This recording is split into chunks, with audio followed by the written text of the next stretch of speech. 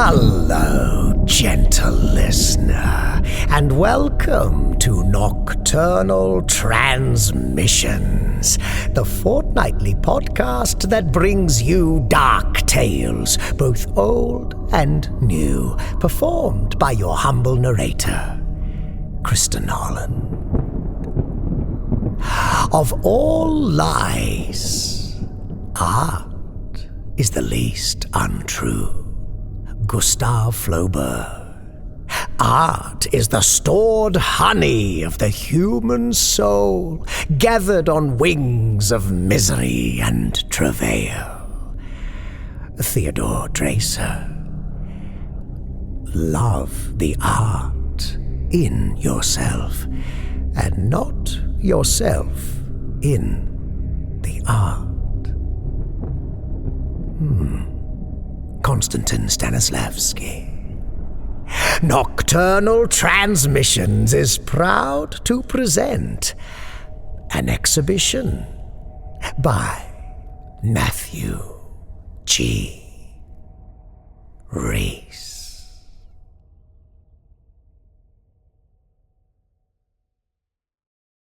Vile. That's what he was, in her eyes. The mere thought of his creations. It made her shudder. It polluted her, his effluent, so that her tea, yes, even her tea, the very tea in her very cup, tasted bitter. Julius Blunt, the little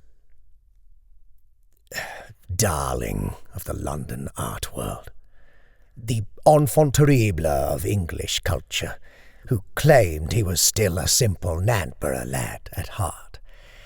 Never mind his mansion in Bermuda, let alone the complete accident of his local connection, delivered at Nantborough General, silver spoon son to a father who'd been some sort of top diplomat, and a mother who, according to all the magazines, had been both a beauty queen and a ballerina, in whichever country it was that Blunt Sr. had been doing his diplomatic act. Denmark, or was it Sweden?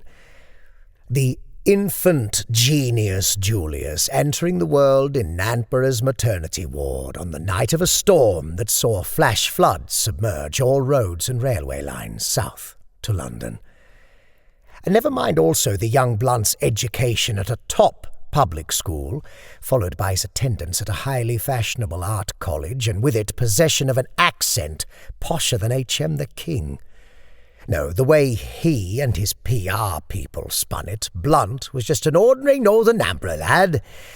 And so the town gallery, suckered like so many others, actually took in his trash, rather than dumping it in the gutter where it belonged.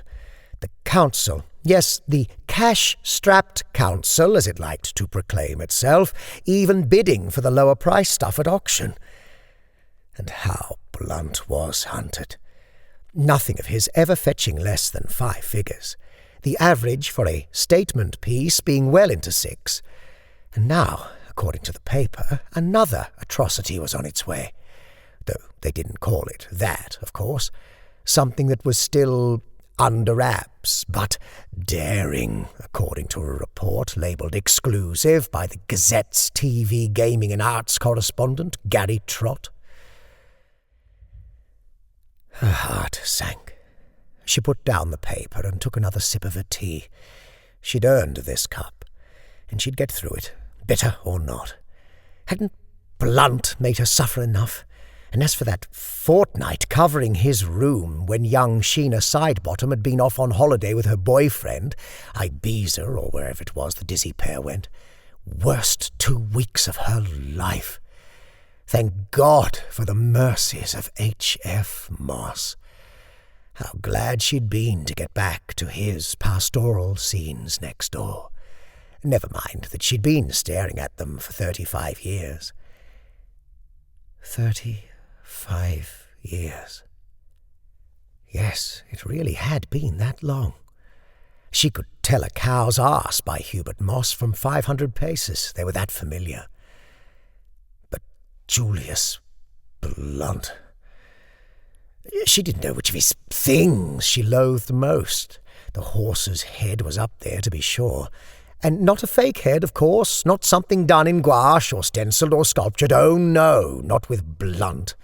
For him, everything had to be a stunt, and so it was a real, actual head. Dead and decomposing, with light bulbs that glowed through the holes left by its dropped-out eyes, skinless nostrils, and part-open jaws. Press a button, and the 60 watts, or whatever it was, shone through. Nay, lad, strong and stable. A statement piece. An installation. Those were the words the gallery used. She had her own for it, of course. Then there was wired for sound. She winced at the very thought of it. A roll of old barbed wire coiled around a giant plasterwork ear that had been salvaged from some medical school. And as for those sordid little booths of his with their pervy films of women in white macks walking dogs in parks, and that disgusting box of sand where you were supposed to bury your hands while listening on headphones to sea shanties sung by fishermen in Devon or Dorset or wherever it was.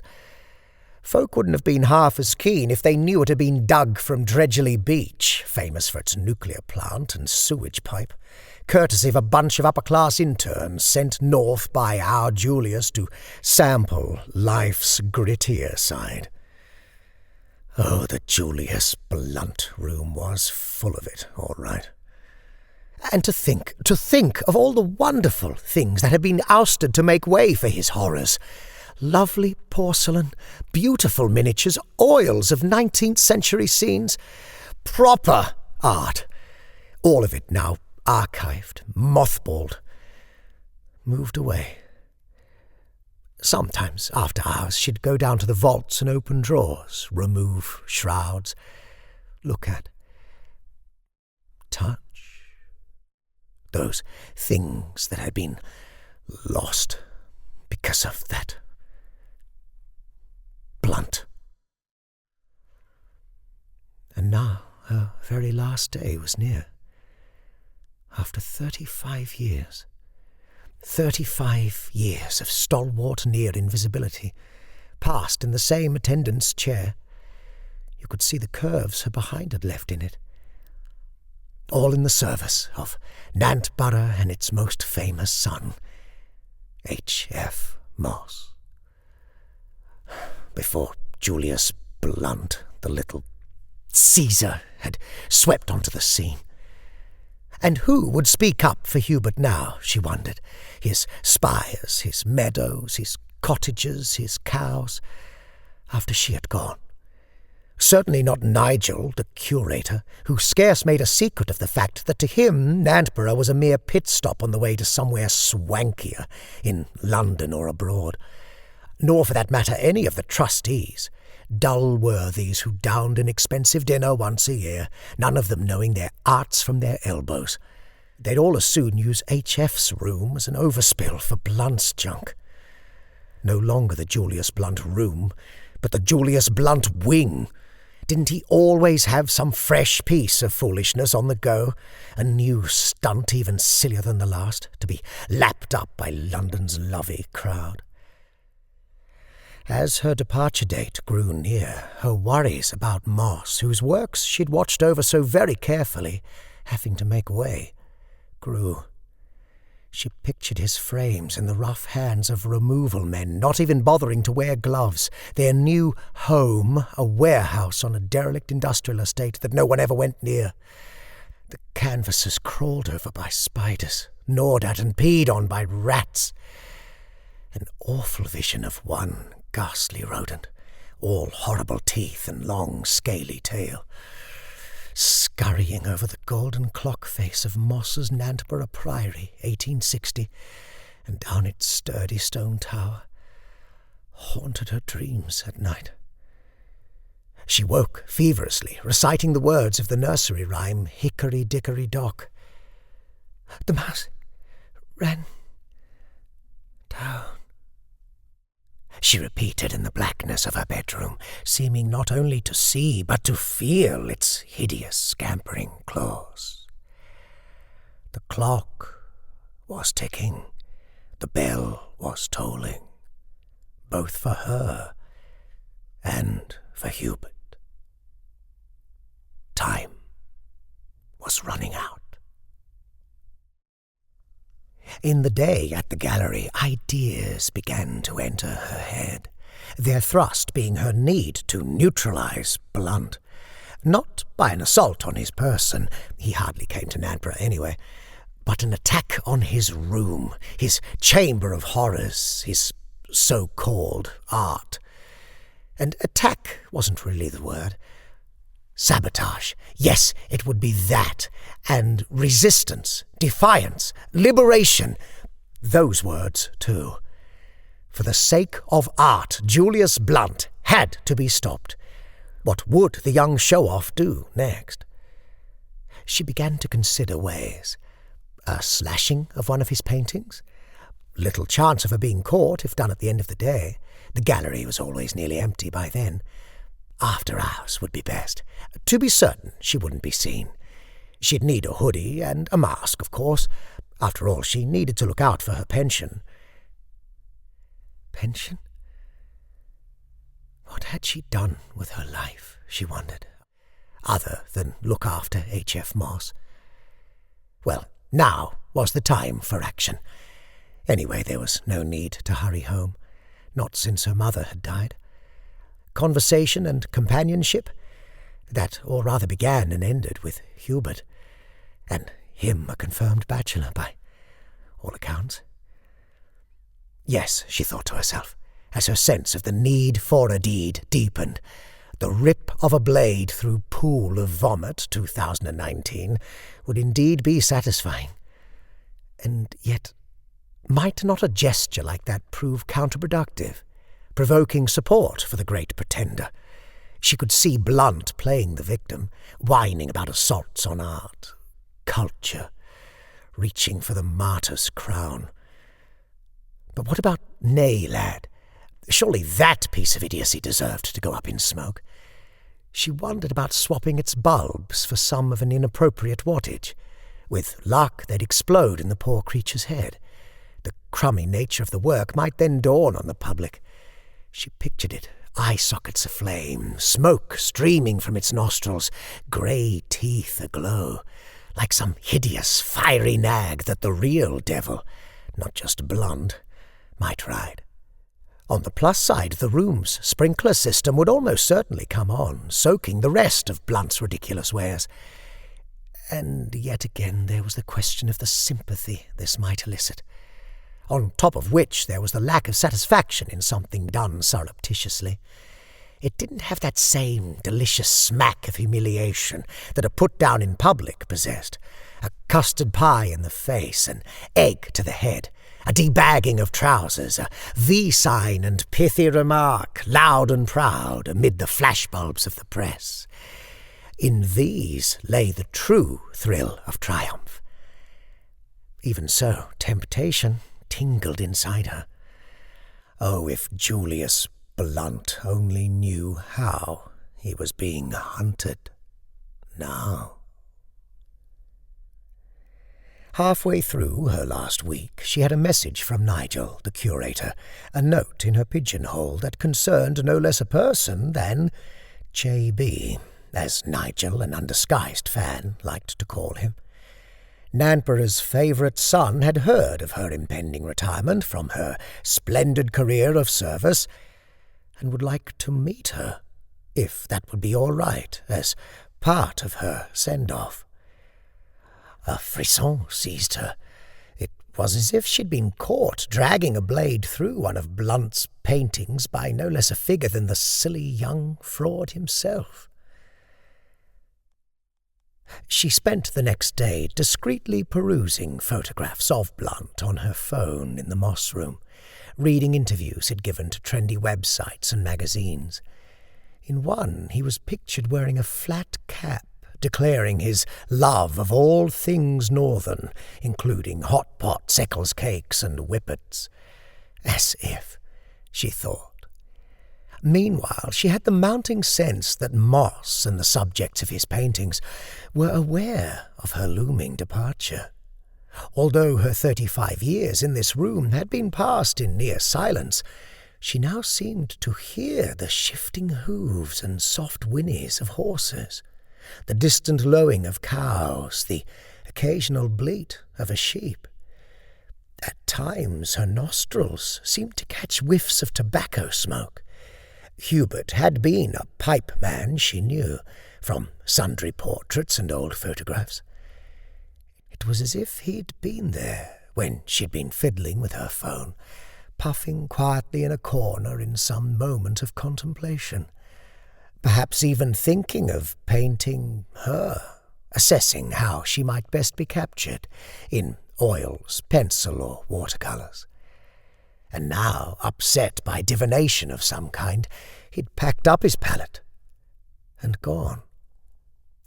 Looking around the room at his canvases, she had the momentary but distinct conviction that his animals had all either turned or lifted their heads, and were now staring at her intently in the manner of creatures whose grazing has been disturbed. A breeze seemed to ripple the swards of his water meadows and sway the stalks of his wheat fields. The petals of sweet peas and wildflowers tumbled, or so it appeared to her, from Moss's heavy, gilded frames. On her last afternoon, she left the premises punctually. At home, she tried on a series of frocks, finally settling on a little red number she'd not worn for years. She found herself attempting to remember who'd been top of the pops the last time she'd worn it, as she wriggled and fiddled. A squeeze, but a fit, just. She was in. After that, she fixed her lipstick, eyeliner, and mascara. God, how long had it been since she'd used any of them? She paused for a moment and thought about Blunt. While, of course, his art wasn't everyone's idea of the word, there was no denying that Julius, yes, it was Julius now, had done rather well, put the town on the map, and who could blame him for so rarely coming back? I mean, the place was boring, wasn't it? Known for its 1970s flyover and, to the half-dozen who'd heard of him, as the birthplace of H.F. Moss. That had been it, before Julius jumped on the scene. And his art, yes, it was art now, wasn't all bad, was it? Some of it was really quite clever. If nothing else, you had to admire his cheek. And the boy could draw when he wanted to, there was no doubting that. And the other thing about Julius, devil that he undoubtedly was that he was, well, just a teensy-weensy bit good-looking. Those Nordic high cheekbones, that thatch of fair hair. If anyone really thought about it, hair on a bloke was a rare thing in Nanborough.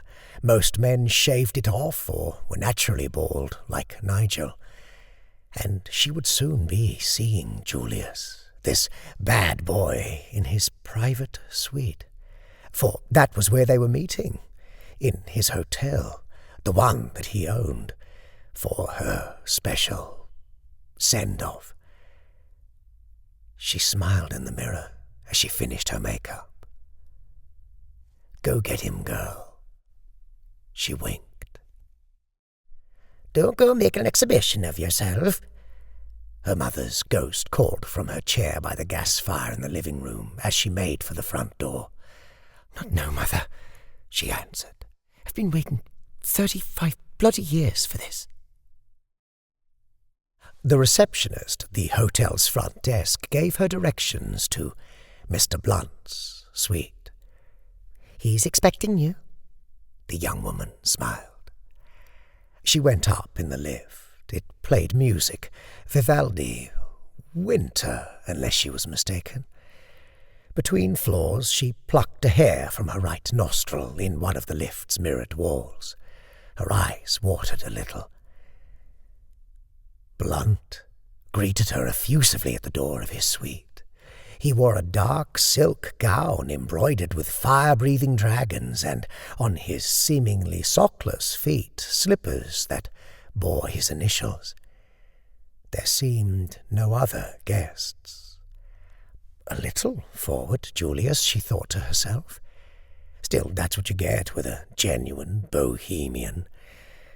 She took her Mac from her shoulders, and she sensed, as she'd hoped, a slight tremble in his fingers, her coat being one she'd dug out deliberately on account of its resemblance to those worn by the women who walked dogs in wet parks in his odd little films. Blunt was flattery itself, directing her to a trolley of nibbles in the softly lit suite. He plucked a bottle of vintage champagne from an ice bucket and uncorked it with a pop.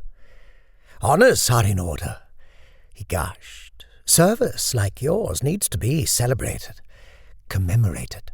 35 years in the attendance chair. We can't let you go without something to mark dedication like that." The bubbles of the champagne seemed to go up her nose. She felt herself blush. He guided her to a large and deep sofa where for the next hour or more they talked art. Diverting discussion away from his own work to that of H.F. Moss, Blunt surprised her with his knowledge of Hubert and his scenes. "Yes, but I think that particular cow was painted on Myrtlewick Meadow. If I'm not mistaken, Sissybelle was her name." And now, never mind her intentions of all the previous days and weeks, she found herself wanting to pay him, J.B., a compliment. "You're a very productive artist. The Gazette reckons you've something big on the go. A workload like yours must be very tiring." "It is, but it has its compensations," he answered with, unless she was mistaken, something of a mischievous grin. "Let me get your refill." Another thing she noticed was that each time he rose to top up her champagne, he seemed to return and seat himself a shade closer. Eventually their conversation was being conducted with his hand on her knee. Cheeky, she thought. But she decided not to remove it. After all, wasn't that the hand of England's greatest living artist? His palm on her patella of all people. What also dawned on her, albeit somewhat hazily through the copious flutes of champagne and the fogginess they induced, was that her dreams and schemes of humiliating Blunt, of wrecking his art, seemed to have evaporated, gone pop like the bubbles of the champagne. In fact, rather than throttling him with the belt of that gown of his, making him beg for mercy and swear that he would never paint, sculpt, or install anything ever again, she found herself rather hoping that he would undo that same silk sash and perhaps even... You know, I'm really not supposed to say a thing like this in this day and age, particularly not to a guest in my hotel room, and I understand that fully. Blunt began. But the truth is, how can I put it? An older woman, a mature woman, a woman of the world. Oh, can't be me, she broke in with a hiccup and a giggle. I've never left Namborough, except for a week in Benidorm, if that counts. Can't say I cared for it. And the odd coach chatting to Dredgley Sands. That's the kind of woman that I've always wanted to capture. She sensed his blue eye staring into hers. He leaned closer. Her face lifted to his. She puckered her lips. Blunt rose smartly from the sofa. He disappeared to a dimmer part of the suite. "I'm just going to..." His words petered. A moment or two later he called out rather more loudly, "There's a hot tub on the balcony, lovely view of the town. We can finish all this out there. You'll find a robe in the bathroom."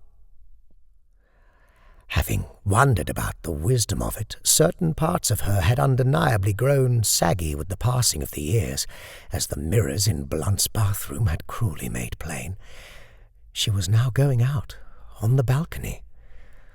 Before and below her, grimy old Nantborough did its best to glitter.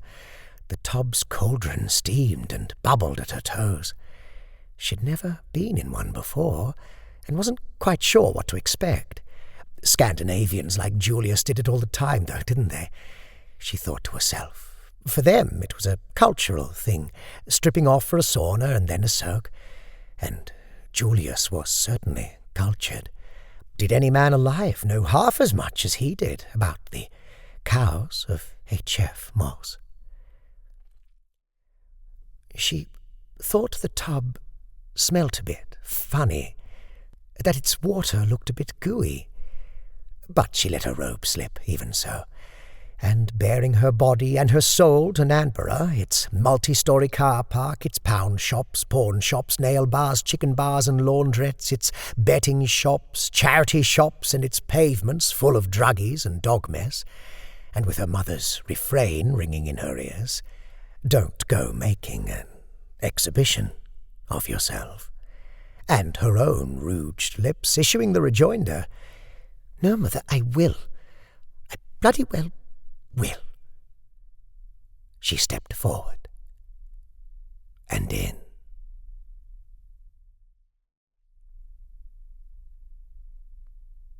Of all the exhibits at Nantborough Town Gallery, the one that really draws the crowds, for its shock value if nothing else, is that of a woman of near pensionable age in a piscine pose, suspended as if swimming through the clear water of a rectangular tank.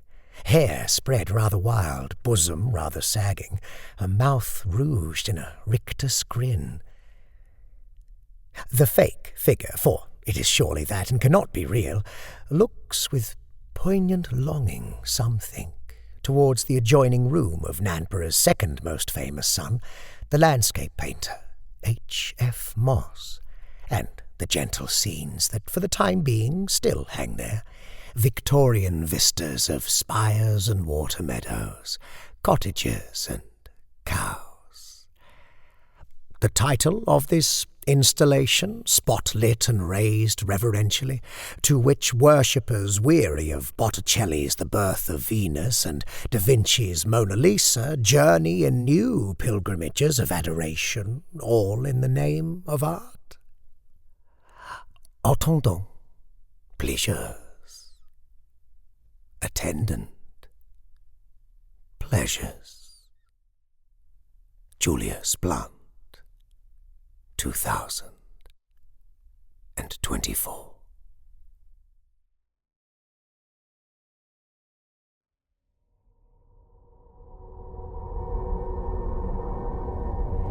Love the art in yourself, and not yourself in the art. An exhibition by Matthew G. Rees. Matthew G. Rees is an award-winning story writer and the author of a number of collections in the field of strange fiction, including The Snow Leopard of Moscow and Other Stories, The Feast, and Keyhole. For more about Mr. Rees and his writing, visit MatthewGRees.com. That's MatthewGrees.com. You'll find a link in the featured authors section of our website, nocturnaltransmissions.com.au. So, gentle listener, did you happen to catch the Call of Cthulhu audio investigations clip we shared on our Instagram last week? Brought to you by Sound Realms in conjunction with Chaosium Games. This is just a little premonition, if you will, of something very exciting coming your way in the new year. We'll have more to say about this later. For now, just know that something dark and Lovecraftian is brewing. What's that? You don't follow us on Instagram? Then how do you keep abreast of developments here at Nocturnal Transmissions, for goodness sake? I suggest you pop onto your device and follow at Nocturnal Transmissions on Instagram straight away. Go on, pull your car safely to the side of the road, step off your elliptical, take your washing up gloves off, whatever it is you're doing. Stop it and engage with our social media. I mean, what harm ever came from social media, Oh, well, maybe you don't have to follow us. I mean, we are a pretty pernicious outfit, aren't we? Tell you what, it's up to you. Let your conscience be your guide. All right, while you're mulling that over, this transmission was transmitted by Nocturnal Transmissions, thanks in no small part to the generous assistance of our Patreon subscribers, into whose ranks we happily welcome new acolyte Alexandria Watkins. Hello, Alexandria. Thank you for choosing to be a part of Nocturnal Transmissions. And speaking of being a part of Nocturnal Transmissions, the black-beating heart of Nocturnal Transmissions is our pantheon of cohorts, those most dedicated imbibers of the bitter elixir we mix here on this pernicious podcast. Andy Shammy, Tim Howard, Jerry Taylor, Jimmy Mack, Johnny Kelly, Rebecca Gates, Amanda Moore, Daniel Kamienkowski, Mudkip, Boole Swivney, Daniel Clanton, Heathen Soul, Wayne Prince, Princess Praying Mantis, Eugene Petrie, Adam, J.B., Rachel Brown, Arnie Frank, Drenny, Alex Brewis, Joanne Brooker, Robert Troy Hampton Peterson, Alicia Townsend, Kel Wielden, Sam Hankins, and Evan Dooley. And now we must shuffle off into this good night. All non-public domain stories are featured with the permission of the authors. All voices and production are concocted by Kristin Holland. Until next time, as always, watch the skies, fear the dark, and don't trust anyone, especially yourself. Good night, gentle listener.